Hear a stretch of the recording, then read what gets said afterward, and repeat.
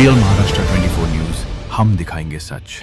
विविध विकास कामं झाली, त्या विकास कामांच्या भ्रष्टाचारात म्हणजे काही त्याच्यात कामात भ्रष्टाचार झाला आहे, त्या भ्रष्टाचाराची चौकशी करून जे कोणी दोषी असतील मग त्याच्यामध्ये नगराध्यक्ष, उपनगराध्यक्ष, नगरसेवक, मुख्याधिकारी, इंजिनियर आणि संबंधित बांधकाम क्लर्क यांच्यावर कारवाई करण्यात यावी आणि जे काही अशी प्रकारची कामं केली त्या गुत्तेदारांना काळ्या यादीत टाकण्यात यावं, यासाठी आमरण उपोषण करण्यात येत आहे. अन्नत्या उपोषण आहे.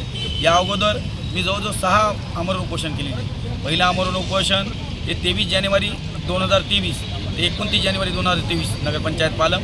दुसरं आमरण उपोषण 23 जुलै 2023 ते 9 सप्टेंबर 2023 म्हणजे जवळजवळ हे 10 दिवस नगरपंचायत पालम या ठिकाणी करण्यात आलेले. तिसरं आमरण उपोषण या ठिकाणी म्हणजे 14 ऑगस्ट 2023 ते 9 सप्टेंबर 2023 म्हणजे जवळजवळ 29 दिवस जिल्हाधिकारी कार्यालय परभणी ते आमरण उपोषण केलेले.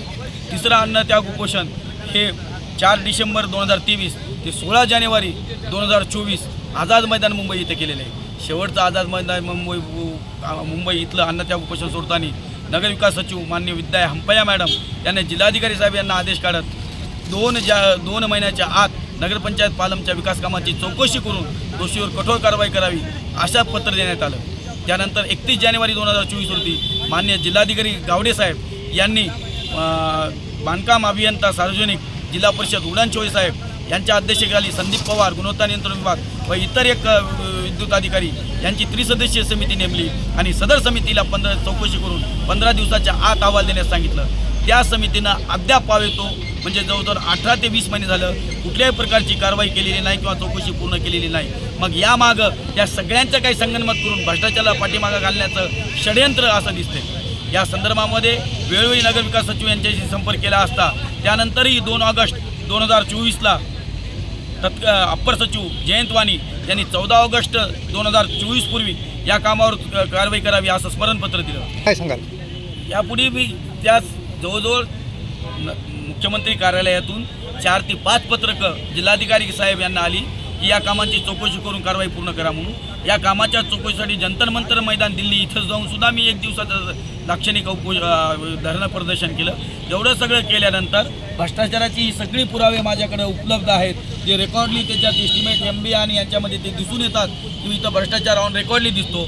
या संदर्भाची वेळोवेळीची सर्व व्हिडिओ फुटेज नोटकॅम फोटो हे माननीय जिल्हाधिकारी साहेब यांचा हार्ड कॉपी तसंच त्यांच्या मोबाईलवर टाकण्याचं काम केलेलं आहे.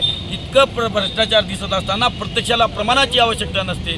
भ्रष्टाचार उघड्या डोळ्यांनी दिसतोय तरी पण समितीच्या नावावर चालढकल करून भ्रष्टाचार आणि भ्रष्टाचारी यांना पाठीमागं घालण्याचं षडयंत्र सुरू आहे. त्यावर कुठेतरी ठोस कारवाई झाली पाहिजे. आज जिल्हाधिकारी साहेब परभणी या ठिकाणी आले होते.